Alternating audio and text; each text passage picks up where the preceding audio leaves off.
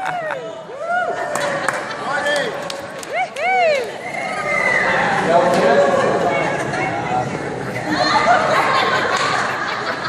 a great day. Give it up for Travis and Valerie. Oh!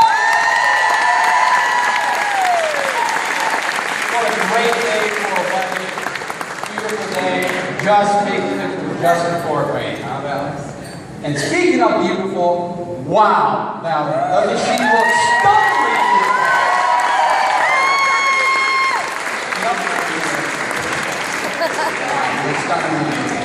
You know, Valerie, my sister from a different mister.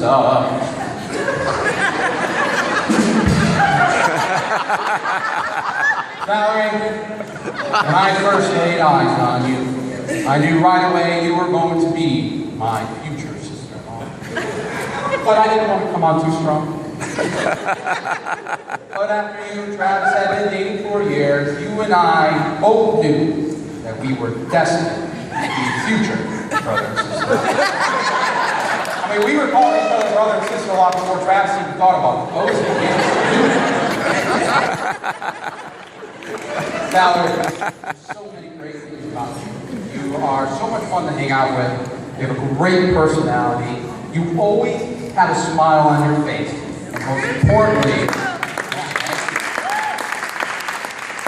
And most importantly, you make my brother happy.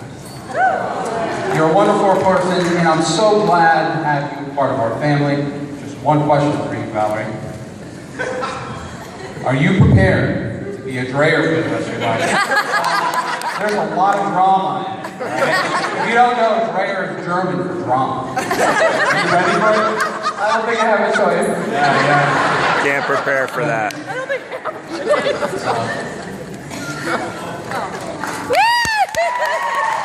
Travis, my brother from the same mother. What's up, big guy? Not much, man.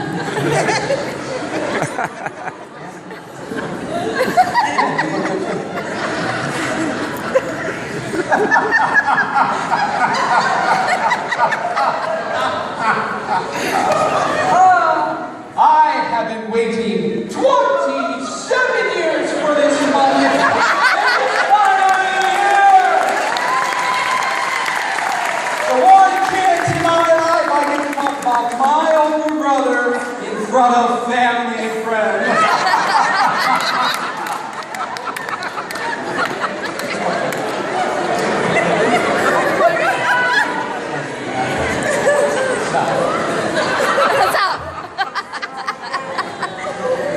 Yeah, I remember the day Travis and Valerie had FaceTime me to bring me the good news when they were in Australia. I was so excited and so happy for them. I was so thrilled.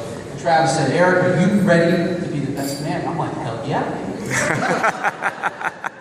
So we threw him a great stab, raised him a good chunk of change.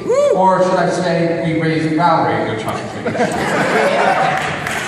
We had a great bachelor party. We went up to Vermont and we went and did a brew tour of Vermont. We had a great weekend. And then what struck me was, oh crap, now I can write a speech. So I went home at the end of my day. I went home and I started writing down everything that I could think of. And I'd write it down and I was crumpling up the paper and tossing it behind me. Before you knew it, my garbage can was overfilled. I literally had no idea what to say in my best man speech. So I then decided to go on a quest to ask family and friends in search of ideas of what to say in my best man speech. And the first person that I approached is Mr. Stephen Polikas. Stephen! That's Stephen right there. Hey, Steve. So I went to Steve and Caitlin's beautiful new home in New Fairfield, Connecticut. We go down, and I had a beer with Steve out on his back porch. And I stood next to Steve and I said, "Hey, Steve, I'm trying to write my best man speech for my brother Travis, but I have no idea what to say. You think you can give me any ideas?" And Steve sat there and he's like, "Well, maybe you should talk about how brave your brother is." And I said, "Is Travis really brave?" And then I had a flashback. One day, my father took Travis and I out to do some good old-fashioned father-son fishing. Dad bought us the button hook fishing poles. You press the button and you cast it out. So we went down to Beaver Pond in Des Moines. And so Dad is teaching us to cast. And then Travis, being the oldest, sets Travis's hook first and bait and gets Travis to cast out. And Dad turns around and he starts helping me set up my line. Within seconds, Travis caught a fish. Like, Dad, I caught a fish. And I said, all right, reel it in, Travis, reel it in. So Travis reels it in. And he's holding it, and the fish is just kind of dangling there. And he's like, Dad, look, I caught a fish. And Dad said, okay, Travis, hold on. Let me go grab the camera. So my father turns around, goes and picks up the camera, turns back around, and snap. And this is the photo he took. Jen, would you mind coming up and helping me here?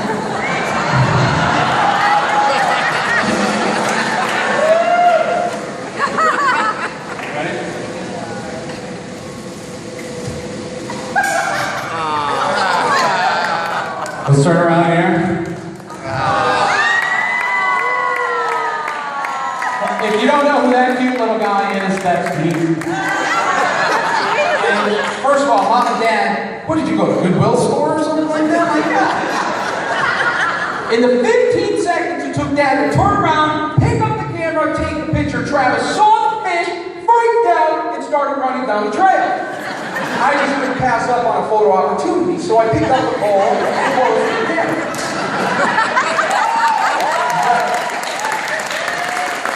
All day long, Travis was the only one catching fish. But I was in every photo, and it's the photo that counts. That's right, So I come back to reality, and I looked at Steve, and I said, no, Steve, Travis is definitely not brave. So a month goes by, and I'm like, man, what am I going to say? So I go to Mimi and Papa's house for some macaroni on Sunday afternoon. And I sit next to my dearest Aunt Sue, and I said, who's better asked? And Travis said, God, no, no. So I sit next to my dearest aunt. Hi, Auntie, how are you? Love you too. I turned to Auntie, I said, Auntie, you're the godmother of this child. I'm trying to write my best man speech for him, but I have no idea what to say. Can you help? And she sat there and was thinking and thinking. And she said, Eric, why don't you talk about how kind you wrote?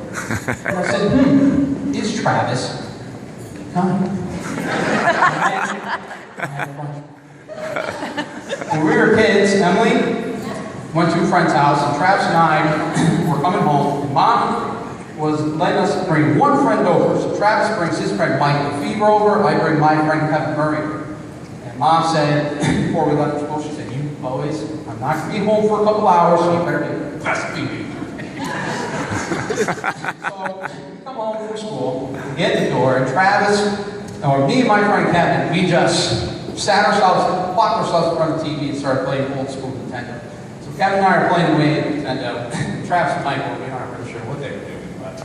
So, probably about an hour goes by, Kevin and I are playing video games. All of a sudden, we hear somebody running up from the basement stair. Travis slams open the basement door, runs over to us, and is like, guys, we gotta get out of here, There's a robber in the house. Look, he punched me in the eye. And Travis had this great big black eye on his face. We're like, oh my God. He's like, yeah, he's got life too. We gotta go. And all of a sudden, we hear somebody walking up from upstairs. And we're like, oh my God. He's like, he's coming. We're like, oh crap. Travis opens the door, Kevin and I bolt out. We start running down the driveway. We get halfway down the driveway, and I'm running, and I turn. And I'm like, whoa, Kevin, what? Where's Travis? I'm like, oh my God, the robber's got him. So I run back to the house, and I run up to the door. And I'm like, Travis, are you there? And I look inside, and there's Travis and Mike in front of the TV. Robber in the house, they wanted to play video games. And put the icing on the cake, Travis, like, not only are we going to trick him into believing there's a robber in the house, but we'll lock him out at the same time. Mind you, it was in the dead of winter, and it was freezing cold outside. My friend Kevin and I were locked outside in the freezing cold for over an hour. So my mother came home and yelled at me for not wearing my jacket. Mom, Travis locked me out! Well, it comes to find out the black knight on Travis's face, well, he took the soot from the wood fire furnace in the basement and rubbed it around his eye. And the man walked up the stairs, well, that was Mike, obviously. I fell for that one. So I come back to reality, and I look at my dear son, and I said, no, Auntie, Travis was mean to me. Another month goes by, I'm beyond frustrated. I just have no idea what to say. So I decided to go up to Vermont one weekend to visit Grandma and Grandpa. And, hey Grandpa, how are you? So Grandpa said, Eric, why don't we go out and play 9 holes? Yeah, sure, Grandpa, let's go. I'm already frustrated, might as well go play 9 more frustrating. So Grandpa and I go play 9 holes of golf, and we get to the 19th hole. And if you don't know what the 19th hole is, that's the bar. So we get to the bar, we order a drop, and I say, Grandpa, I'm trying to write my best man speech for my brother, but I have no idea what to say. Can you give me any ideas? And he sat there and was thinking, and thinking a little more. And then he started sipping on his beer a little bit, and he was thinking. He said, Eric, why don't you talk about how smart your brother is? And I said, is Travis really smart? I even got the story, some of you were laughing. That shows who you're true. So one day, then I had a flash. So one day, we're getting ready for school. Me, Travis, Emily. I was in 2nd grade, Emily was in 1st grade, Travis was in 4th grade. So we're getting ready for school, and Mom says, guys, I'll drive you down to the end of the driveway. Our driveway was 800 feet long. They're laughing already, they already know the story. So Mom said, guys, why don't you hop in the bed of the pickup truck? My parents had a Mazda B2200 pickup truck, this little red 2-door pickup truck. Mom said, Eric, get in the back of the truck and I'll drive you down to the end of the driveway. So we hop in the bed of the truck and start driving down the driveway. We get 3/4 of the way down. And all of a sudden our new dog, Daisy, starts chasing after us. We're like, Ma, Daisy's chasing after us! So Mom then stops the truck. At this point, Travis then decides to jump out of the bed of the truck. Starts picking up rocks from the driveway and starts tossing at Daisy. Why? I'm not sure, because Daisy was 300 feet away, and Travis couldn't throw a rock more than 10 feet. So Emily and I are watching Travis. He's throwing rocks at the dog, and then my mother proceeds to put the truck in reverse. And next you know, it's like a vanishing act. Travis completely disappears under the truck. And then it felt like we just ran over a big-ass raccoon. No! You just ran over Travis! My mother gets out of the truck, runs around to the bed, pulls Travis out from underneath, and the first thing she said to him was, Travis, what the hell are you doing underneath the truck? Travis, what are you doing underneath the truck? As Travis is sitting there like, no big deal or anything. I just got ran over. I'm okay. Oh my God, Emily and I were hysterical. We just had front row tickets to see my brother get run over, you know? And Mom's bringing us to school. Mom's like, okay guys, whatever you do, don't tell your teacher I ran over your brother. And I get in the classroom and I'm all hysterical. My teacher's like, Eric, are you okay? I'm like, no, my mother just ran over my brother. My teacher's like, huh? Travis was just fine. There was no cuts, no bruises, no broken bones. And the very next day, he was able to make his class field trip. That's not our truth. The doctor's like, man, you're going to have to stay another day. And Travis is like, I don't think so, Doc. I'm going on that freaking field trip. So I come back to reality, and I look at Grandpa, and I said, well,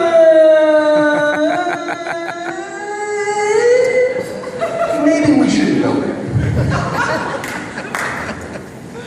So there it is, days before Travis's wedding.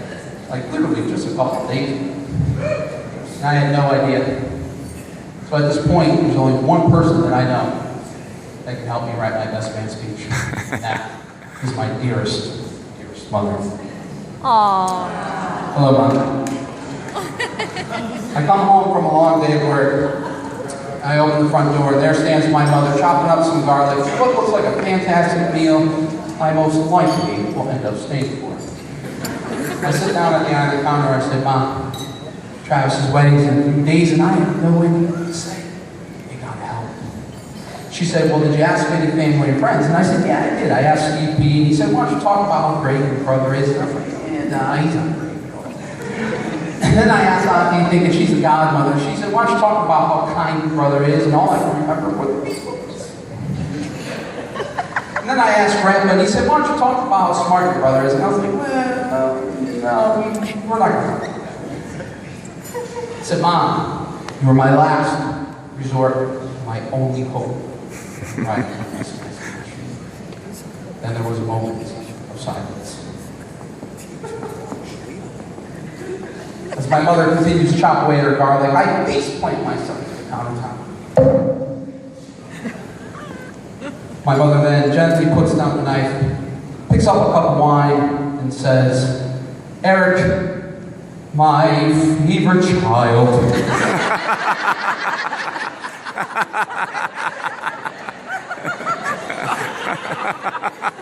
I'm not lying about that. Maybe your brother's not the bravest man in the world. And maybe your brother has been mean to you at some points in your life. And who hasn't had a dull moments because for all I know, you beat your brother in that category. Yeah, you might be onto something there, Mom. But all in all, Eric, and ultimately, has your brother been good to you? And I look up at my mother, put a twinkle in my eye, and I jump out of my chair and I stand up and I say, right. You're absolutely right. My brother has been good to me. Travis always included me in his life. He always let me hang out with him and his friends, always doing something fun. He always included me on all his travels trips. Whether it's a weekend getaway to like Austin or Philadelphia, to backpack in Europe with Steve. Not only that, when I ever needed help in life, Travis was always there. And when I needed somebody to look up to, it was Travis that I always looked up to. There are many things in my life, Mother, and I am truly grateful for it. Many of those things I thank Travis. You're absolutely right, Mom. My brother has been good to me. And I turn around and I look at my mother, she smiles back at me, and she says, Eric, I think you know what to say in your best man speech.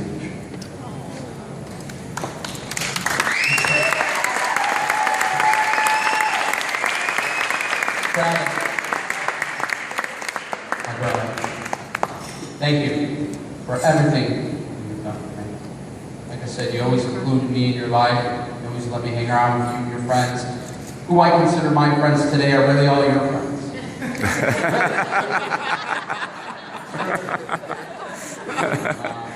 Not only that, I mean, you always took me on your travels. I may have never seen the world for what it is. But not only that, you were always there. I've had many hard times in my life. I've had many struggles.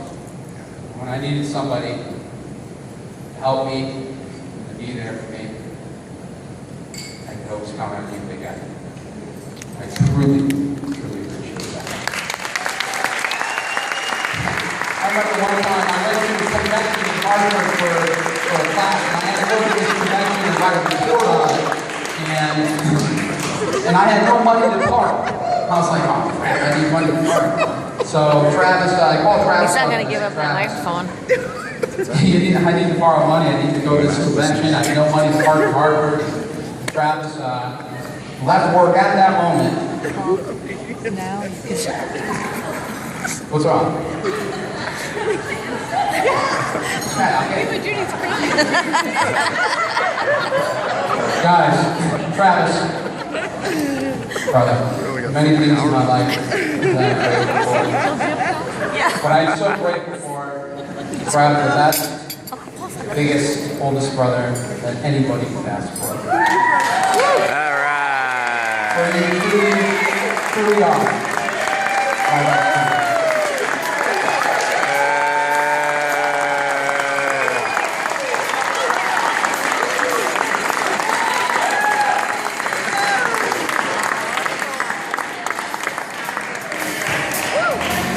How about a toast? That's Eric. And folks, he will be back